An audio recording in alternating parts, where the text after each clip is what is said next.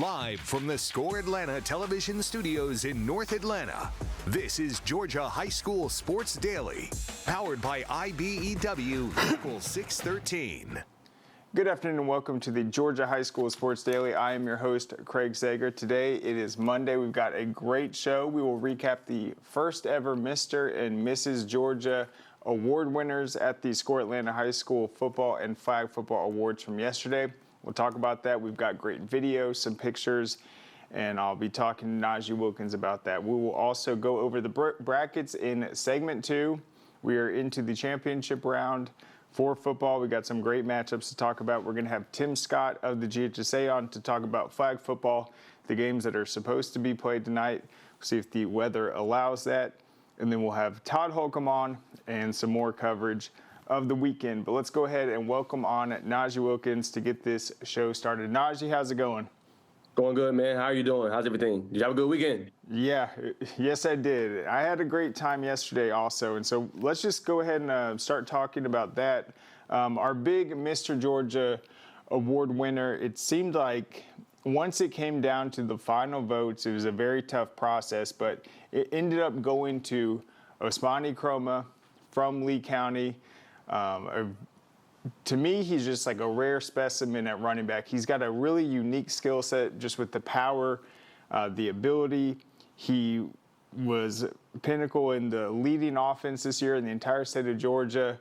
Are you pleased with just this award going to him in that first year? And what do you think he did just on the field to really deserve this award? Yeah, I mean, he was a featured part. I mean, you've seen that offense continue to get better and better over the past few years. We got a chance to see him last year when they played Houston County, and, you know, they used him and Weston Bryan a lot, but just to take your game to the next level, being the second leading receiver on your team, I thought meant a lot, right? He had 693 yards receiving. I think he had like 8 touchdowns this year. That's not easy to do at the running back spot. So I think he unlocked another level of his game and showing that he can do a whole bunch of different things. Not only run the ball in between the tackles, but get to the outside, also be a leading receiver as well. So yeah, I was definitely satisfied. My top vote was Tay Harris, and then I had Ousmane Kroma at number 2 for me, and then it was Luke Nichols. So I thought all 3 of the finalists had an outstanding time this year, did really good, did what they were supposed to do. And Ousmane Kroma is the epitome of the Mr. Georgia, just putting your team on your back, leading them, and being a focal point of the offense and being a great leader on and off the field. Yeah, I would agree with that. And it's crazy when you think about the fact that his quarterback has over 30 rushing touchdowns alone this season. Almost 30. I think he ended up with 29 maybe. But then for Ousmane to still put up those numbers, and then I think it's in the big game, like when they went up against Coffee, or when they really needed him and he was able to dominate, have those 20 carry games, that's when you saw just how talented and honestly freakish his running ability is. He runs extremely hard. I love how he doesn't give up on any play. He always fights for the extra yards. And really, I think this momentum started last year in that Houston County game when he willed his team to victory and had that 300-yard performance. So I'm really happy for him. He's obviously committed to Florida State, and we have a video actually of him accepting the award. Let's go ahead and roll it right now. Mr. Football in the state of Georgia, by vote, goes to Lee County running back Ousmane Kroma.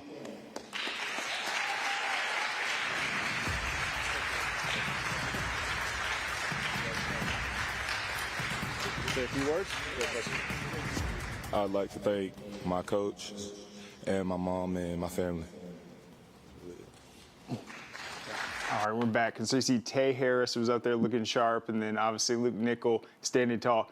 Real quick about Luke Nichols, we obviously started following him when he was a sophomore. And I remember, like, I think it was the Roswell game, I look over at you, I was like, has Luke gotten bigger? And you're like, yeah. He went from like a sophomore to a full-grown man his junior year, and now it's like, I mean, he's a big quarterback. Yeah, he is, Craig, and I'm glad you brought that game up because remember we were having that conversation that game, and we was like everybody was out on Milton. Remember because they struggled early on, like they wasn't getting necessarily the production offensively. But I was like, remember I told you back then, Craig, and you looked at me crazy. I was like, that's going to be the game that sparks Milton. You know what I'm saying? Going forward, them scoring 34 points, him winning offensive player of the game. I think Gatorade player of the game of that one, I believe it was. And look at it now, Craig. 24 consecutive victories now, really since that point. And they've one of the best teams in the nation. I think highly rated at number 2, according to Max Preps and ESPN. So definitely he's gotten bigger. And what he's shown is he can also be a dual threat. Everybody think Luke is a pocket passer. He's not. He can get out, be mobile, throw off the run. He can extend plays and improvise. And he also can drop that shoulder on you and make you feel him as well. So I think from that point, he's completely taken off. Yeah, I think all 3 of those guys are versatile. You see what Ousmane can do. Luke, he had 92 yards, 2 touchdowns. Then you have Tay Harris up there doing it all for Cedartown. But let's go ahead. We'll talk about the Mrs. Flag Football. This goes to Chelsea Njoku from McEachern. She has led a dominant McEachern team this year. I think their only close matchup was actually to North Oconee, but they've been undefeated. She's really helped them. 4,176 yards and 68 touchdowns, also 12 touchdown runs, 412 yards. I'm really happy for Chelsea. She's trying to lead McEachern to that first ever title. Let's go ahead and roll the video real quick. And the winner of the Miss Georgia, the first annual Score Atlanta Miss Georgia Award, is from McEachern, Chelsea Njoku.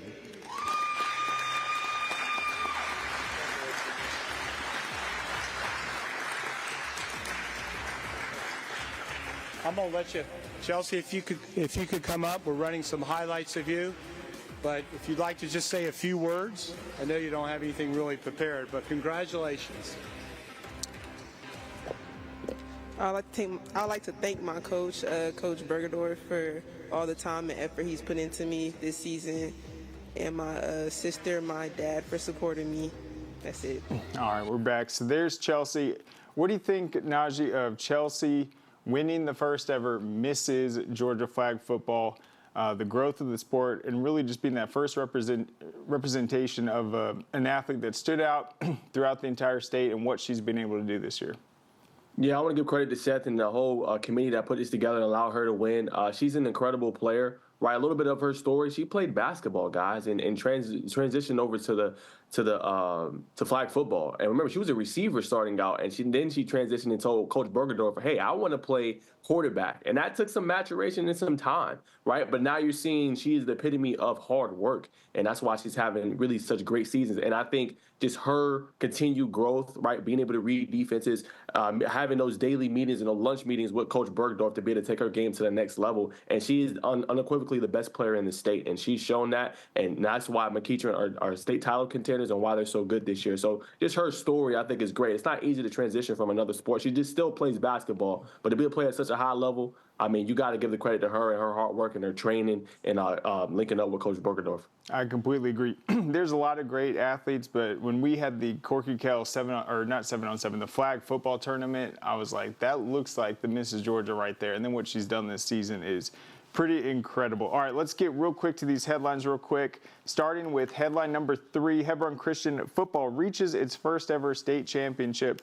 I believe this is year 3 with Jonathan Guess at Hebron Christian. They had a big win over Fellowship Christian, 24-17. It's actually very tightly contested. And then I did not realize C.J. Givers, the outstanding running back for Fellowship Christian, was actually out with an ankle injury. But Hebron, they're able to get it done. Triumph over Fellowship Christian. Great heroics down the stretch. And they will have a rematch with Prince Avenue Christian in the state championship. Doesn't get much better than that. No, it does not. I'm happy for Hebron Christian, Craig. They had a great season. We had them featured in the Peachtree Sports Network when they went up against Prince Avenue, and we're going to get a rematch of that. I know we're going to talk about our brackets here in a second, go in more detail. But a credible year. Thomas Stallworth, Devon Caldwell, KJ Thomas, who's the Mercer commit now. They got guys all over the field. Carrington Coombs, Seekin John. These guys are explosive, man, and I'm happy for Hebron Christian and Coach Guess.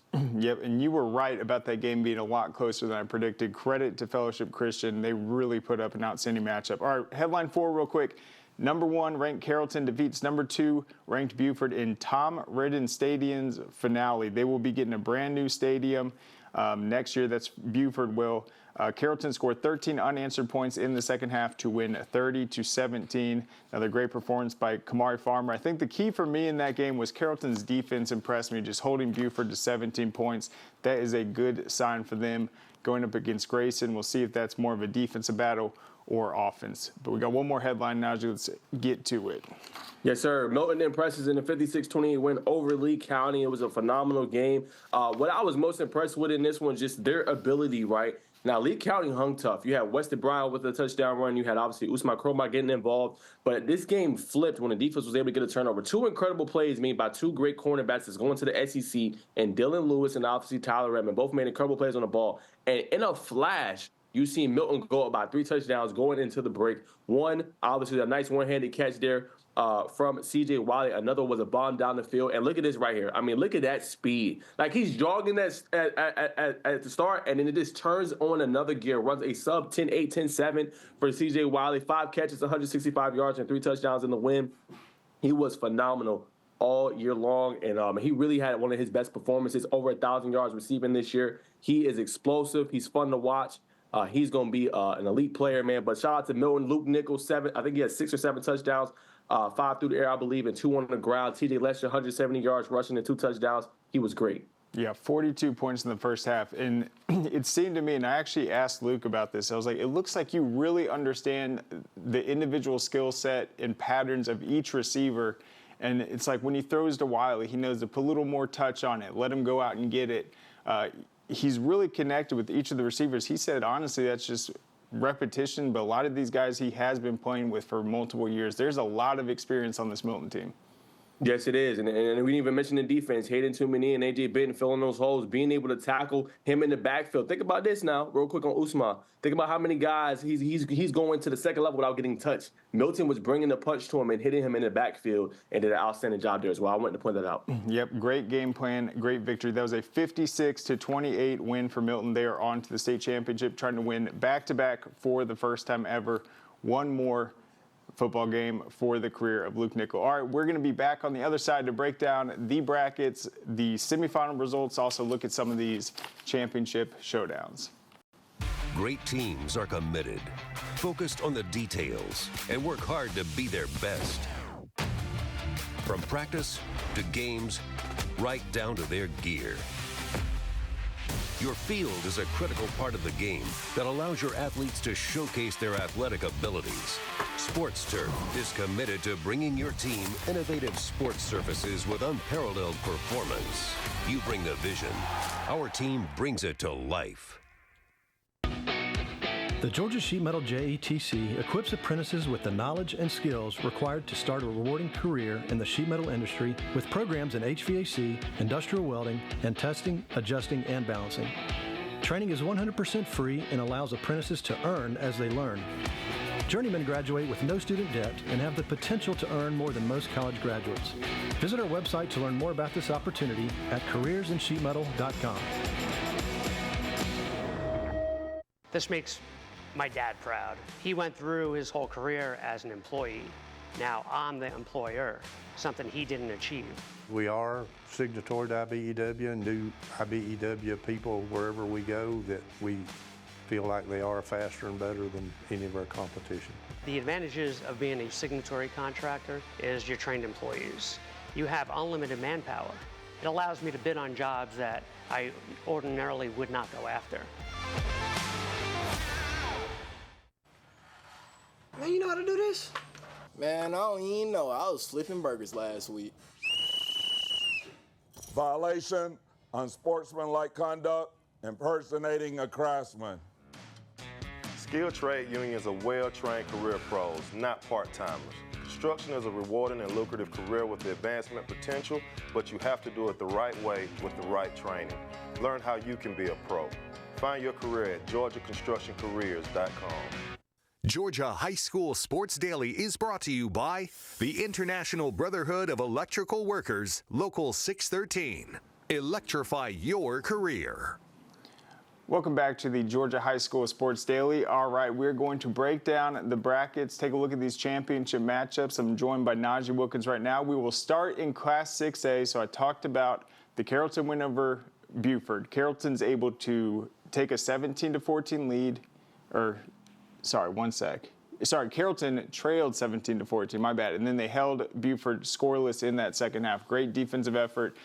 Forced a lot of turnovers, played aggressive, 7 tackles for loss, 3 sacks, and forced 3 3-and-outs on Buford. So great defensive performance. But I want to look at the other side of the bracket, this Grayson win over Douglas County. Douglas County came into the matchup dealing with a lot of injuries, including their quarterback, Bordeaux.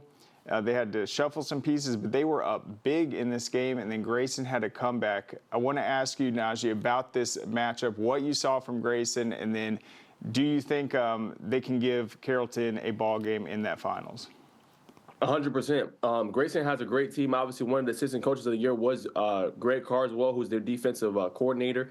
Does a really outstanding job with the defensive line group and everything, or things like that. But yeah, Grayson has a good defense. They were down 21-6, and his defense held Douglas County to just one touchdown the rest of the way, forcing turnovers, getting the ball back to their offense. And this offense is explosive enough to make plays. Now, they're playing one of the best secondaries they've faced all year with obviously Zealous Hicks and Dorian Barney and Kai Callan, another great, outstanding player as well. But this team is loaded, and this team can do a lot of different things well, and their linebackers are some of the best in the country, and Anthony Davis and Tyler Atkinson. Then on the defensive front, they also got Andre Fuller, Josiah Fichter, and Joseph Mbachu. So they got guys all over the field for this Grayson defense, and no one talks about the secondary. Riley Drew is one of my breakout stars this year at the cornerback spot. He's been great. Then they have Indiana signee now, and Jalen Beall. So they got guys that I think can match up with that Carrollton offense. It's just going to be limiting the big plays and creating pressure and making Juju feel uncomfortable. Now, that's easier said than done because nobody's been able to do that this year. But doing that and slowing down the run, I think they have the linebackers and the speed to slow down Kamari Farmer and Messiah Satterwhite. But again, easier said than done. But Carrollton has a really good team. Shout out to their defense. They produced a second-half shutout, Craig, in that win against Buford. Did not allow them to get to the end zone. First turnovers. Caden Spratling was out phenomenal. Zion Cooley, they got guys too. Yeah, and obviously Douglas County, they have so many athletes. I talk about a lot how they're young. They're going to be outstanding next year. I feel like going into that game, though, when you know their quarterback's out, game planning is probably tough for Grayson. They don't really know what looks they're going to get with the injuries, things moving around. So I think the defense is going to be all right, just game planning for Carrollton. But what about did you see the game-winning touchdown pass from Travis Burgess in the Grayson game? Just talk about that play and just how clutch that was and exciting for the Rams to be able to get that comeback sealed. Yeah, 100%. It gives you confidence, right? Alexander Sanchez, the one that caught that pass, had 3 touchdowns in the win prior in the quarterfinal. So with that, and you catch a game-winning touchdown, it gives the quarterback confidence and the receiver confidence. And something that's never talked about with this Grayson team is the receiving core, right? Aiden Taylor, Jonathan Stafford, and Alexander Sanchez. All 3 are great receivers, you know what I'm saying? And you're going to need those type of plays. You're going to need those clutch plays in those moments. And this is probably going to be a very close game, I think, humbly, between 2 really good teams as it'll come down to the wire. So that gives you confidence to call the plays you need to call and hit those guys when you need it. And also their running backs, Joel Bradford and Ashton Turner, both had big nights. Bradford had 3 touchdowns. He's only a sophomore. That's right. All right, let's go to 5A real quick. We already talked about the Milton win over Lee County extensively. You were just mentioning some of the great receivers. I feel like this Langston Hughes-Milton matchup, the amount of receivers that are going to be capable receivers that are going to be on the field is incredible. You had Jabari Jones from Hughes in the semifinals. He had 3 touchdowns against Coffee. There was explosive plays all over the place. Giovanni McGee, Maurice Gleaton, he had a 70-yard touchdown reception. Talk a little bit about Langston Hughes, a team that you picked to make this run to the finals, scoring off of Milton, but also just what they've been able to do in the playoffs. Yeah, they've been phenomenal. Think about the teams they beat on their path here. Thomas County Central, Coffee, Roswell. Those are not easy teams to beat. Roswell's having a great year as well. And what they were able to do, they finished second in their regional law with Milton, Gainesville, and Lanier. So some really quality wins, I think, for Langston Hughes. Coach Boone, I have full confidence in him and what he can do as a head coach. Second time in 3 years they're in a state championship game. He's won multiple region championships, 3 region championships in his career so far as well. With them as the head coach, won their first ever title in 2022. So you come in with a team that's confident, that can score a lot of points. They're averaging 46.07 points per game, 685 points scored this season. And Christian Langford, who nobody talks about at the quarterback spots, having a phenomenal year. 3,000 yards passing and 30 touchdowns. And he's been doing what he's supposed to do and airing that ball out. And they have a confident, experienced quarterback that comes over for East Coweta and obviously Westlake, but has been around, has confidence, and they've given him the full gamut of plays and he's come through for them. And they also got Carson Baker out of the backfield, the 2026 running back, who is phenomenal as well. And on defense, Quavion Pitts, A.J. Griggs, got guys all over the field that can protect, and a really good offensive line that's headlined by Tavares Dice, the Florida commit, and obviously Dontrell Glover. So I've always had confidence in Hughes. It's not going to be easy because you're playing a national opponent, and Moulton is for real, man. Like I said, they should play for a national title, but Hughes going to have to do a good job of staying balanced and keeping the ball away from Luke Nickel in that offense. Yep, and Christian Langford, the quarterback, he's done a great job of spreading the ball out. And then you talked about defensively for Hughes. They did a good job shutting down Coffee enough, a team that's been obviously running all over the place. And then the 49 points scored by Hughes are the most Coffee's given up all year long, even when they play Lee County. So that's just how explosive that Hughes offense is. Let's go to Class 4A real quick. Two intriguing matchup. I think this is going to be a great final between Marist and North Oconee. Real quick on the Marist Creekside game, I watched a lot of this one. So Creekside is able to take a 21 to 20 lead. They got a 1-point lead. Marist goes all the way down the field, eats up like 5 minutes of clock. They go up 27 to 21 with about 1.5 minutes left, and they're able to seal the victory. It was a great comeback. Then in terms of the North Oconee game, they were down 7-0 in that game. They answered with 27 unanswered points to reach their first ever state final. Najee, when you look at this matchup between Marist and North Oconee, are you leaning towards one particular team yet?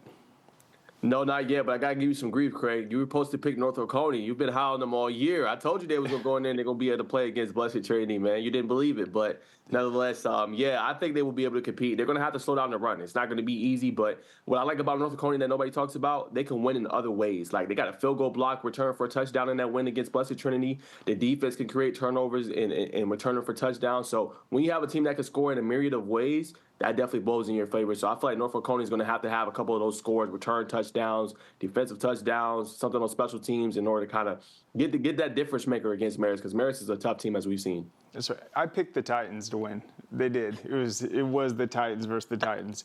But the one thing I'll say that I really like about North Oconee, because I did watch a lot of that game too, they don't commit penalties. They do not hurt themselves. They play a very disciplined, focused game in all three phases. So I really think that's going to be a tremendous matchup. All right, Class 3A real quick. You have Jefferson advancing past LaGrange. That was a back-and-forth game. And then Calhoun was able to beat Stevenson. Stevenson's a team that made a great run this year. I'm interested to see how good they are returning last year. A huge accomplishment for Calhoun, a team that missed the playoffs last year, now back in the finals to square off with Jefferson. Amari Winston had a great game, the big tight end for Calhoun. What do you like about that 3A finals? And do you agree that this might be one of the evenly picked matchups where it's closer to 50-50 on who the pickers are going to select? Yeah, 100%. I mean, you look at Jefferson, they could run the ball. Obviously, Grant Markey had another big-time game for them, rushing over 100 yards on the ground and over 100 yards through the air. They got receivers all over the field, and Rent Hip Hill, and guys that get the ball to out in space. And then for Calhoun, let's talk about that quarterback, that freshman quarterback, Trace Hawkins, no one's talking about. 14-16, over 250-plus yards and 4 touchdowns in that win. He's been phenomenal. To be a true freshman, to be able to do that says a lot. Amari Winston had a good game, too, the Texas commit. I think he had over 80 yards receiving and a couple touchdowns. But it's a tough spot to be in. You know, Jefferson's defense is for real. They are really good. They held Malachi Renderfan in that language, that LaGrange offense to only 13 points. So when you look at that, it's going to be tough, but I think it's going to be an interesting chess match between two good teams. All right, real quick, we'll go to Class 2A real quick. We're going to have a new champion in Class 2A. Obviously, Carver Columbus beat Pierce County in the last round. Another huge margin, 49-9 against Appleton County. They're going to take on Burke County.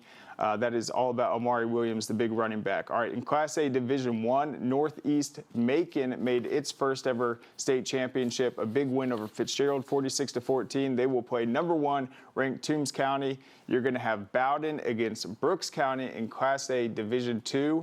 Bowden will look for their 3rd straight state title. And then finally, Class A through 3A private, Hebron advancing to the state championship for the first time, taking on Prince Avenue, who's in the state title for the 5th straight time. And they had a huge 43-0 win over North Cobb Christian.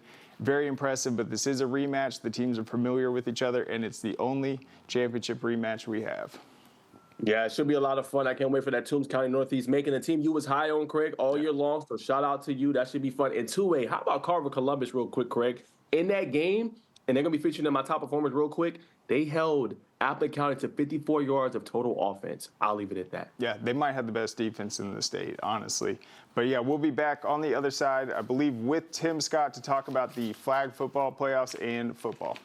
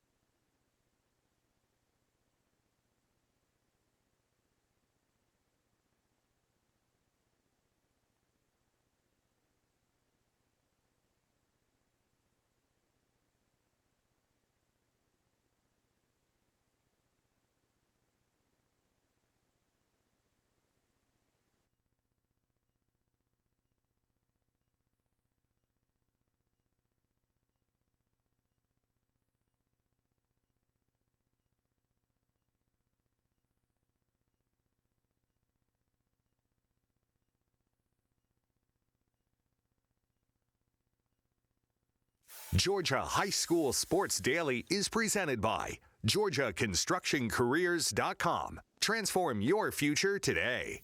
And by Smart Local 85. Sheet metal is a smart move.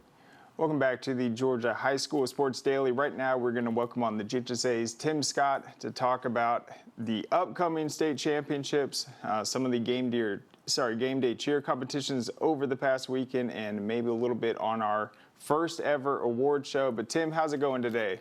Hey, doing well. How are you guys? I'm doing fantastic. So the football state championships are set. They're going to be played at the Bins. We don't have to worry about the weather at all with that. I know tonight, though, it's the quarterfinals for flag football. Do you feel like these games are going to be able to get in, or have you heard anything potentially about the weather? No, I think we're going to be good on the weather. It could be a little wet, but I think we'll be fine there. And then, of course, after tonight, quarterfinals, the semis are on the 12th. So looking forward to that. And got a big day tomorrow, actually, at the Bins, where we're meeting with all the girls' teams that are still in it, and then all the football teams that are still in it, getting ready for next week. Right, and the championships, when they're played at one venue for football, it's always a lot of teams coming in, a lot of bands. Now you're adding the flag component. what's it like just to get the field ready from a flag game to the tackle football games? What do you guys have to do in that regard? Well, it's just a smaller size field, and we have pulled off where we can do that pretty easily. Ernie Yarborough and his group takes care of that and do a great job doing it. And so it's a easy swap, and we're super excited. You know, we'll kick off Monday at 12 o'clock with the girls, the first flag football game for the 3 days in the championships. That's right. And so this year, I guess by the math, there's going to be 12 total champions crowned. This is the first year with the 4 divisions. So has that impacted the schedule anymore, or is each day pretty much evenly distributed with the 4-4-4? No, I think it works pretty good. It's pretty evenly distributed. Occasionally, if we have some overtime games or we get teams that throw it a lot more than clock stops, sometimes we get a little behind. But we've been fortunate most of the time to be able to stay on schedule pretty close.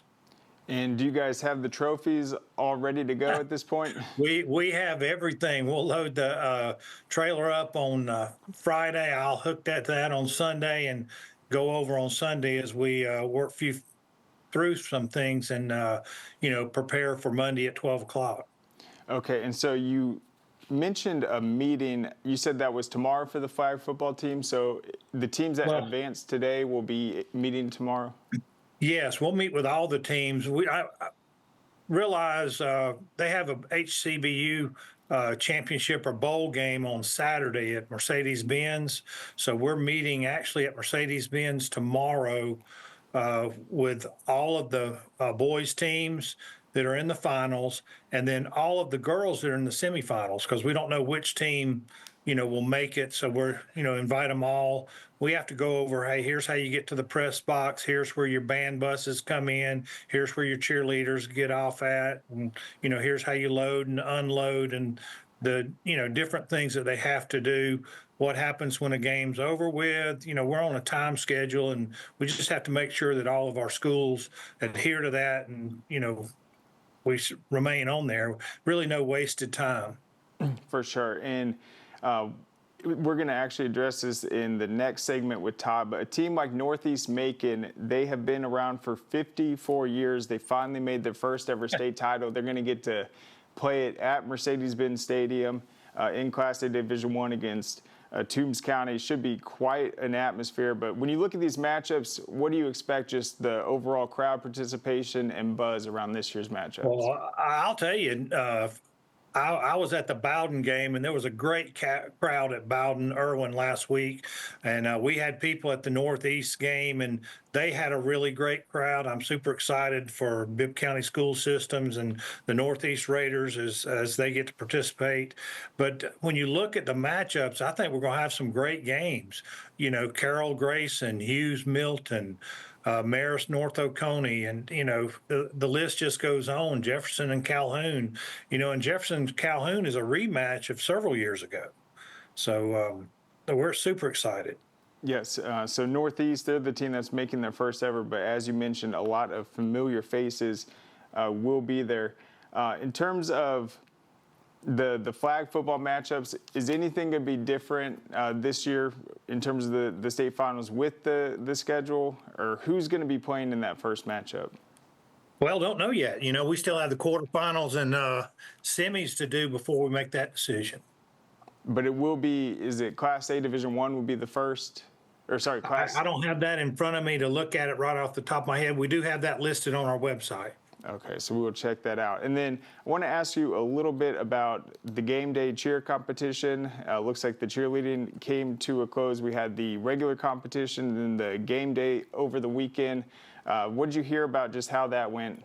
And it went great. It was actually last Wednesday and Thursday. I was down there all day Wednesday. Penny and her group does a great job. We partner with Varsity Athletics with that, and really good competition. It's a little different from comp cheerleading and how they do things, but the girls did a great job, and all the staff down there did a really good job. Columbus did an excellent job hosting. We're very thankful for that group and what they've done. So really excited, and it gets a lot more girls participating and young men as well. Absolutely. And then what are you looking forward to most this year, just in the flag football state championships, just how successful this season's been, the extra division that's been added? How big do you think this year is going to be? Well, I think it's really, really huge, and the Falcons will have some announcements to make at the Benz. We're super excited about a partnership with them, and they're really good to us. And we're very thankful for Rich McKay and Chris Millman and all that group and what they mean to us and how they've supported us. And so we're excited to get in there and get them to make their announcement as well. And then just real quick, a question just about our first ever award show that was yesterday. How big do you think that is, just moving forward, getting that event established and being able to celebrate the biggest accomplishments each season moving forward? I think that's super for the state of Georgia. I don't know if any other states around the nation, or at least I've not heard of anybody that does anything like that. And coming, at the time it did, and with, the Heisman and people having their eyes on that. So I really think it's a great opportunity and super appreciative of that. And you guys do a great job with all of those events and the support of the GHSA, and can't thank you enough for that. Well, Tim, thank you so much for joining us. Have fun at that meeting tomorrow, and hope the weather holds up and we're able to get all these games in. Thank you so much, Tim. Hey, thank you, man. I appreciate it. Y'all have a great week. You bet. All right, so we will be back on the other side with Todd Holcomb of the Georgia High School Football Daily to talk about some of the things that he has highlighted in today's newsletter. Dang, where you get this car? You need to join the union. The union? Absolutely. You can get 10 of these. Union construction workers earn the highest wages with the best benefits and the most protection in the construction industry. Find your career in construction. Go to GeorgiaConstructionCareers.com and start your future today.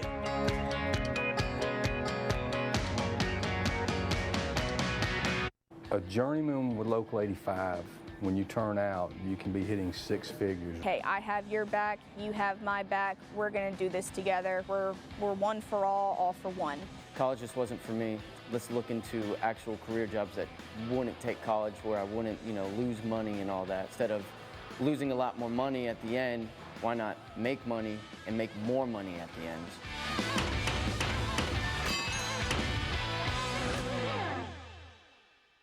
The Mechanical Trades Institute is an opportunity towards personal financial freedom through hands-on and rewarding work. Our school is completely free and gives apprentices the knowledge and skills required to gain access to a lifelong career path. Apprentices learn pipe fitting, plumbing, mechanical service, and welding. They earn money as they learn and graduate with no student debt. Start a career with the Mechanical Trades Institute and change your financial future. What happens after you graduate?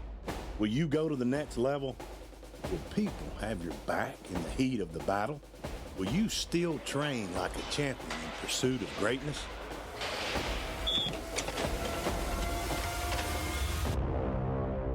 You will when you become an IBEW electrician. Join our team. Visit IBEW613.org. Welcome back to the Georgia High School Sports Daily. Right now, we're going to be joined by Todd Holcomb of the Georgia High School Football Daily to talk about today's newsletter. The first thing I want to ask you about, so in Class 6A, the stat last year in Georgia's highest classification when it was the Walton-Milton game, it was the first time in a while we didn't have either a Gwinnett team or a South Georgia team. Obviously, we got Grayson back in it this year in the highest classification from Gwinnett. But with Coach Santavius Bryant, I feel like he's got to be one of the youngest coaches to make a state championship. I think he's still under 30 years old, maybe. Yeah, he was 28 when he got the job at Grayson, and maybe some younger ones in lower classes, but at the highest class, I mean, that was been a great hire for Grayson. And I mean, it wasn't a slam dunk hire because he'd not been a head coach before, and they hired him so young, but paid off, man. He's, he made the semis last year. He's got a pretty good record. Yeah, for sure. And his staff was very, just grateful that they had bought in, believed in him to be back in this position. And obviously, Grayson, they've had a couple back-to-back comebacks where they've had to rally in the second half. Carrollton also was trailing at the half in its matchup. So what's just your first impressions of this Carrollton-Grayson matchup? Just two teams that had to kind of rally in the second half in the semifinals, and two teams that have won state titles before, but where there's really a lot of pressure to win it all. Yeah, I mean, two excellent teams that everybody thought was going to be good in preseason. I think everybody had them ranked in the top 4 or 5 to start.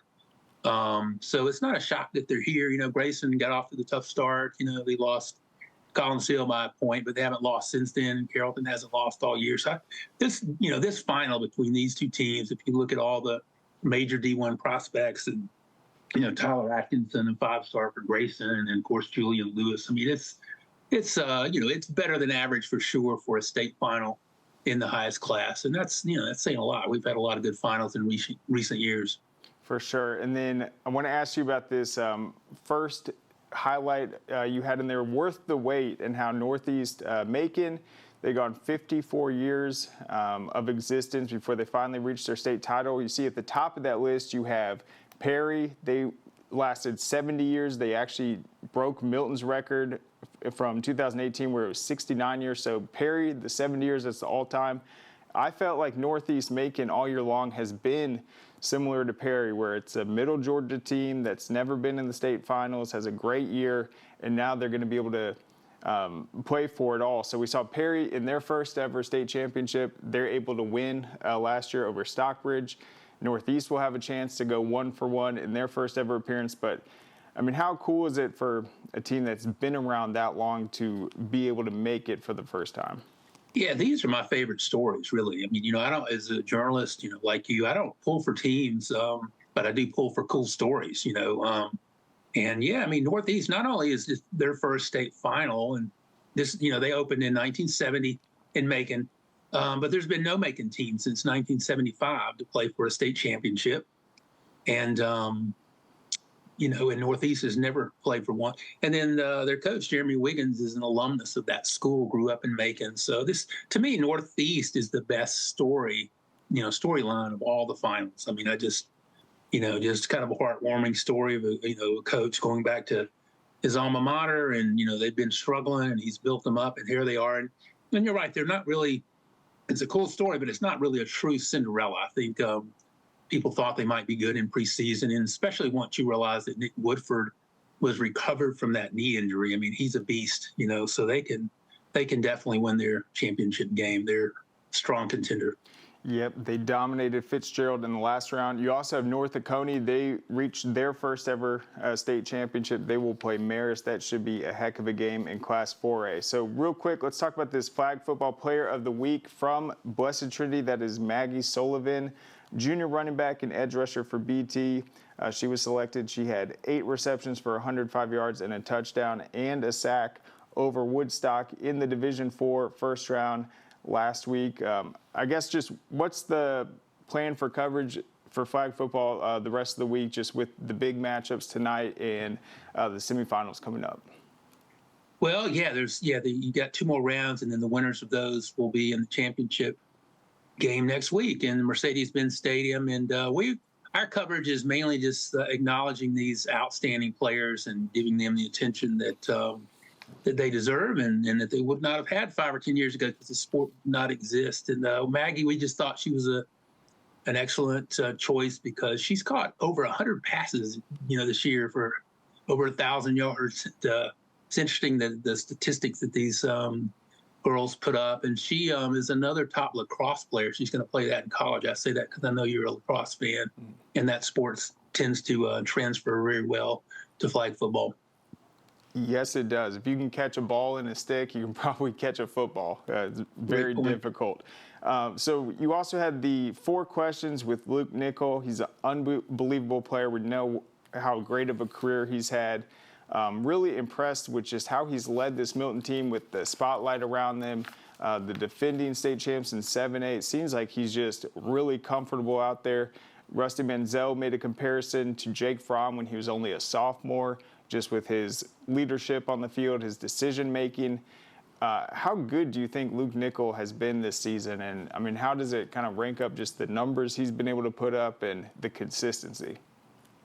Well, yeah, I mean, his numbers just in terms of volume is might even be below last year, but that doesn't mean anything because they just have more weapons this year, and they have more of a running game, so he hasn't needed to do it. But then when you see, you have a tough opponent like Lee County and he needs to step up, well, then he throws for 300 yards and he rushes for nearly 100 and he, 6 total touchdowns. So, he's certainly one of the top players in the state, and that's why we picked him as the AJ Super 11 in preseason. I mean, he's certainly one of the elite players in Georgia, and he's surrounded by so much talent. It's just, I was talking with Daniel Williams of Hughes this morning, and he was saying, they're playing Milton in the title game, and he said it's kind of like playing Alabama and Georgia combined with all the prospects they have.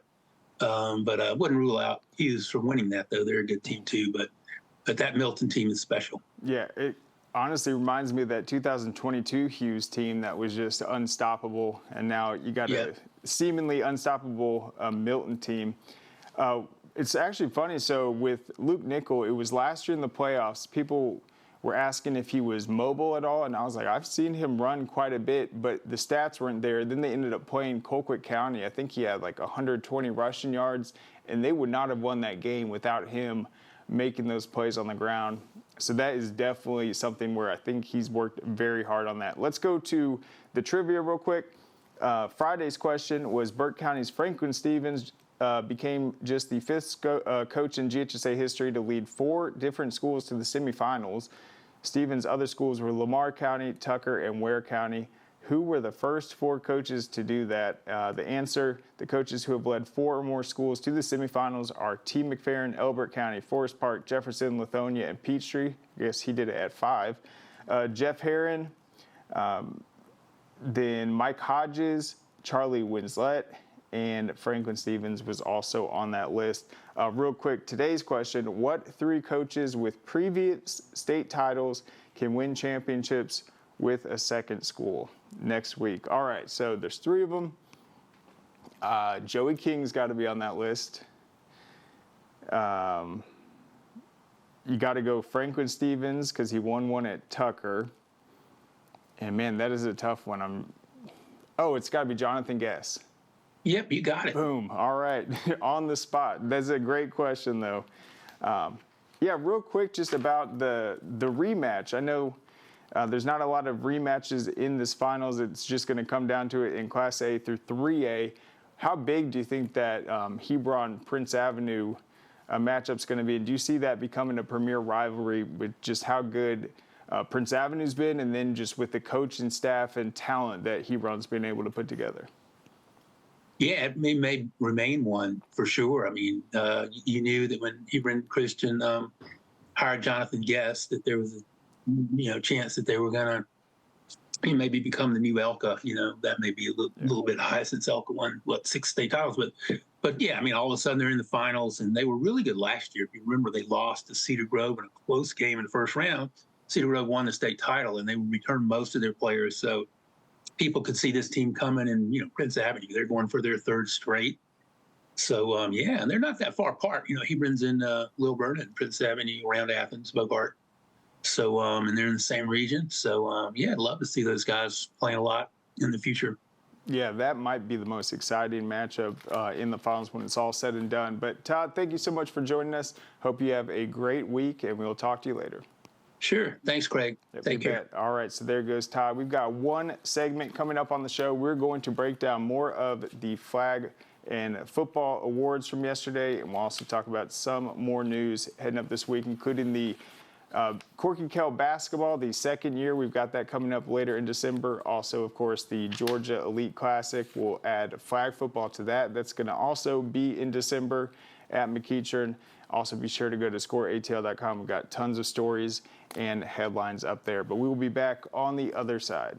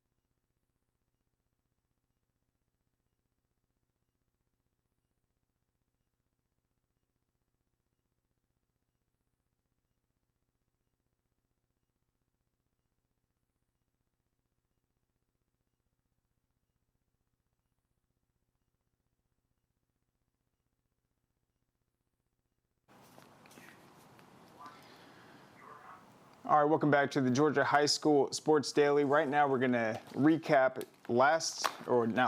yesterday's awards. I got Najee Wilkins joining me. First of all, I want to thank the sponsors who made it possible. That was the Teamsters Local 728. That they provided the facilities.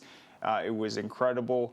Thought the stage looked really nice. The projectors on both sides. It was a outstanding venue, very conveniently located. Also, GeorgiaConstructionCareers.com. They're huge in supporting the individual awards. Smart Local 85, Heat and Frost Insulators, Local 48, Deer Park, and Sports Turf. Big shout out to them. But let's go ahead. We're going to start with this girls all classification offense. This was recognized. And obviously the Mr. and Mrs. Georgia was held off till the end of the ceremony. But real quick with this all classification team, and then I'll talk about it real quick. Chelsea Njoku, the quarterback from McEachern. You got Katie Ricketson from Oconee County at center. Alexandria Lofton, wide receiver from Columbus. Caroline Marshall from Milton, wide receiver. Elena Calhoun, wide receiver from Milton. Lynn Thompson, wide receiver from Whitewater. And then Kalea Wesley, running back from Dutchtown. That was your flag football all classification offense. And obviously Chelsea ended up winning the whole thing for Mrs. Georgia. And then the other finalists, Caroline Marshall, only a sophomore wide receiver from Milton. And then defensively, Angelina Williams, pass rusher from Locust Grove. Serenity Hickman, linebacker from Columbus. Mariah Knighton, linebacker from Colquitt County. Kaylin Singletary, cornerback from Colquitt County. Anaya White, cornerback from Paulding County. Cheyenne Carey, safety from Wheeler County. And then Sarah Lowry, safety from Calvary Day. Congratulations to them right there. Real quick, with Caroline Marshall, we were talking about how lacrosse skills typically translate over to flag football. What do you think of the Milton flag football team? And there's a lot of young girls on that team. It seems like they might be a powerhouse in the years ahead. Yeah, 100%. We got a chance to see them, obviously at our Corky Kell 7-on-7 flag tournament in the summer. And Milton had a pretty strong performance there, right? They were sharing the football, had a lot of girls stepping up, even true freshmen coming in there and making big-time plays as well. So I think that just their feeder system is really helping them out. And that's what we're seeing a lot with these good teams. Bus Trinity's another one where you see girls like Maggie Sullivan, who's phenomenal. But they're coming through this feeder system, 8th grade, 9th grade, and they're playing early, and they get that experience. So then when they come to the varsity level, they're ready to go. And I think that's what you're seeing with Milton. Absolutely. All right, so now we're going to go to the boys all classification teams. I'll talk about offense. I'll throw it to you for defense, Najee, real quick. So offensively, the two quarterbacks, Luke Nickel and Julian Lewis. At running back, you had Osmani Chroma from Lee County, and then Braden Tyson. He was the only sophomore on this all classification team. Big shout out for him. He led 6A in rushing this year, set Brookwood's all-time record. You got CJ Wiley, Landon Rolden, and Travis Smith from Westlake, the three receivers.